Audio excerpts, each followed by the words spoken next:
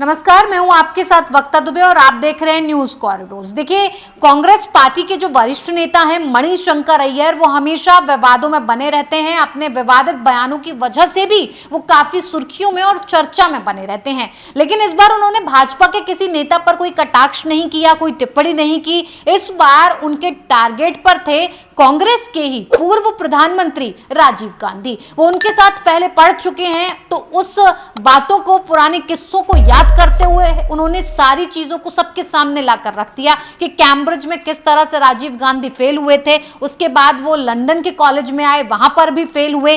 तो आखिरकार भारतीय जनता पार्टी को इस बार कटाक्ष का मौका तो उन्होंने दिया, लेकिन इसके पीछे की वजह क्या रही, ये हम हरीश जी से जानने की कोशिश करेंगे। हरीश जी, मणिशंकर अय्यर हमेशा से विवादित बयान देते रहे हैं, लेकिन वो अपनी पार्टी के ही नेताओं पर, और सबसे बड़े नेता राजीव गांधी जो प्रधानमंत्री रह चुके थे, उनके ऊपर इस तरह का कटाक्ष करने का क्या मतलब है और क्या वजह रही? देखिए, ये कटाक्ष नहीं है। दरअसल उनकी एक बुक जो है वो रिलीज हुई है हाल ही में, कुछ दिन पहले ही।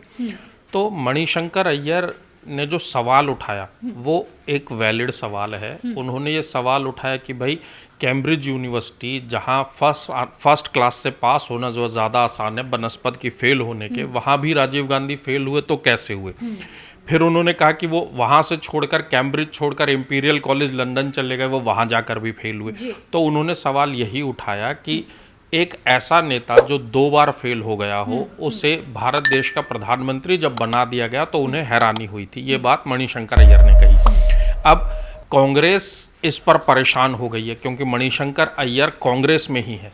उनके जो बयान हैं वो कांग्रेस को फायदा कम नुकसान ज्यादा पहुंचाते हैं। हमेशा मणिशंकर अय्यर जब भी कोई बयान देते हैं, कांग्रेस की फजीहत उस पर होनी शुरू हो जाती है।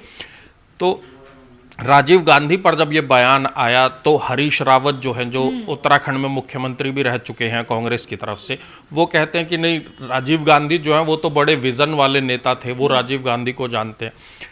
अब दोनों में से किसे सही माना जाए? मतलब हो सकता है कि वो विजनरी हों, लेकिन ऐसा भी तो कोई विजन नहीं था ना कि अगर राजीव गांधी जो है उस दौर में प्रधानमंत्री राजीव गांधी की जगह कोई और होता तो क्या वो विजन भारत को ना मिल पाता। ये डिबेट के टॉपिक्स हो सकते हैं। लेकिन बीजेपी को, जो आपने बात की, बीजेपी को उन्होंने जो मुद्दा दे दिया, हाँ बिल्कुल, और ये पहली बार नहीं है, वो कई बार बीजेपी को इस तरीके के मुद्दे दे चुके हैं। आप देखिए 2014 के चुनाव से पहले जो कैंपेनिंग था, वो चाय वाला जो है, जो वर्ड जो है मणिशंकर अय्यर ने दिया। फिर 2019 के चुनाव से पहले उन्होंने प्रधानमंत्री को जो है वो एक शब्द कह दिया था, उन्हें नीच की संज्ञा दे दी थी प्रधानमंत्री को, तो वो भी कांग्रेस के अगेंस्ट गया। अब मणिशंकर अय्यर क्योंकि हाशिए पर हैं राजनीति में, उन्होंने खुद कबूल भी किया है। हाँ। जिस इंटरव्यू की आप बात कर रही हैं, उस इंटरव्यू में ही उन्होंने कबूल किया है कि गांधी परिवार ने ही उनका पॉलिटिकल करियर बनाया और गांधी परिवार ने ही उनका पॉलिटिकल करियर बर्बाद कर दिया। तो अब देखिए, उन्होंने राजीव गांधी पर सवाल नहीं उठाया, राजीव गांधी के जरिए उन्होंने राहुल गांधी पर सवाल उठाया है।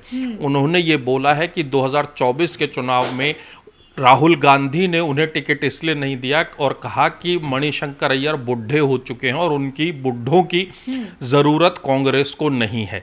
तो मणिशंकर अय्यर ने जो ये मैसेज दिया, ये मैसेज उन्होंने कांग्रेस के उन सभी वरिष्ठ नेताओं को दिया कि राहुल गांधी के सामने किसी भी नेता की कोई वैल्यू नहीं है कांग्रेस पार्टी के अंदर। हाँ। उन्होंने इस बयान से यही मतलब समझाने की कोशिश की, जितना मुझे लगता है। तो क्या लग रहा है कि जिस तरह का बयान सामने आया है, चुनावों को देखते हुए आया है, जिस तरह से पार्टी इतनी ज्यादा हाशिए पर जा चुकी है, उसे समझने की और इन सारी चीजों पर बैठकर बात करने की और एक विजन को देखने की जरूरत है। क्या कांग्रेस पार्टी को लगातार तमाम नेता समझाते रहते हैं, बताते रहते हैं, फिर भी कांग्रेस पार्टी उसी नजरिए में रहती है और किसी चीज को समझने की कोशिश नहीं करती? नहीं, देखिए, कांग्रेस पार्टी क्या समझती है, क्या नहीं समझती, राहुल गांधी क्या समझते हैं, ये चर्चा का विषय नहीं है। क्योंकि आप देखिए, उन्होंने एक बहुत बेसिक मुद्दा उठाते हैं। उन्होंने जाति आधारित जनगणना की बात की। उस जाति आधारित जनगणना के मुद्दे को लेकर वो पहले राजस्थान, मध्य प्रदेश, छत्तीसगढ़ में चुनाव हारे, फिर उसी मुद्दे को लेकर लोकसभा में फिर वो 100 से कम रह गए।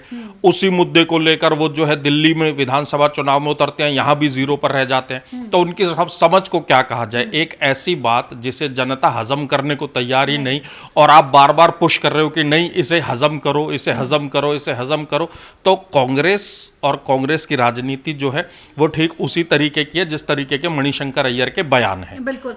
क्या लग रहा है आपको, जिस तरह का मणिशंकर अय्यर का बयान आया है, ये कांग्रेस के लिए फायदेमंद है या नुकसानदायक है? मणिशंकर अय्यर का बयान कभी कांग्रेस के लिए फायदेमंद होता ही नहीं, तो ये भी नहीं होगा। वैसे इंटरेस्टिंग बात क्या है कि मणिशंकर अय्यर ने पोल खोली है, जो काम अभी तक सुब्रमण्यम स्वामी करते थे कांग्रेस के लिए, सोनिया गांधी की का कच्चा चिट्ठा, राहुल गांधी का कच्चा चिट्ठा, राजीव गांधी का कच्चा चिट्ठा, जितना सुब्रमण्यम स्वामी ने खोला है उतना किसी और ने नहीं खोला। तो काम अब ये काम जो है मणिशंकर अय्यर ने पकड़ लिया है, जो उनकी पार्टी के नेता हैं, और बड़ा दुख भी है उनको टिकट ना मिलने का, साइडलाइन किए जाने का। तो दुख में ये सब बातें निकलती रहती हैं किताबों के जरिए। सबसे इंटरेस्टिंग बात क्या है कि यही कांग्रेस जी पीएम मोदी का सर्टिफिकेट मांग रही थी, दिल्ली यूनिवर्सिटी से पास हुए कि नहीं हुए। यही कांग्रेस स्मृति ईरानी की मार्कशीट मांग रही थी। अब इसकी मार्कशीट, अब इसका सर्टिफिकेट खुला है तो गुस्सा आ रहा है। अब गहलोत जी क्या बोलते हैं, अय्यर जी का बयान आया कि मुझे ये उम्मीद नहीं थी मणिशंकर अय्यर से, राजीव गांधी के इतने करीबी, अपने आप को उतना करीब दिखाने वाले इस तरह के बयान देके उनकी छवि धूमिल कर रहे हैं। लेकिन उससे कोई फर्क नहीं पड़ता। राजीव गांधी का राजनीतिक करियर जो है वो बताने के लिए काफी है, उनका क्वालिफिकेशन या उनकी क्या कितने सक्षम थे वो।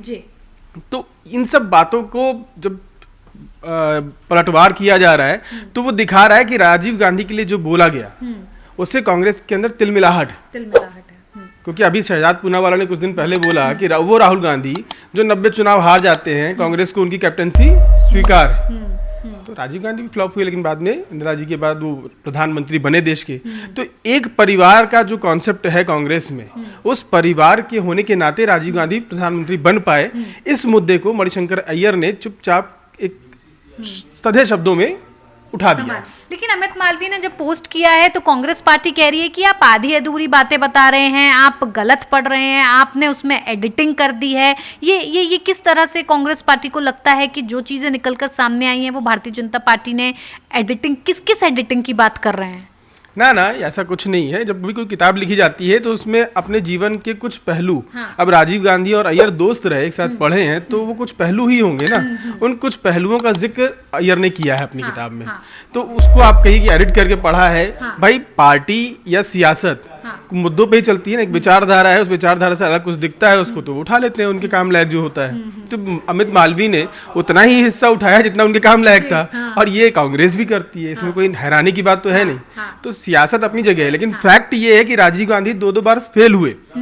ये कांग्रेस को बता, योग्यता पर सवाल उठाया है। एग्जैक्टली। तो राजीव गांधी फेल हुए, उसके बावजूद वो देश के प्रधानमंत्री बने क्योंकि वो गांधी परिवार से आते थे।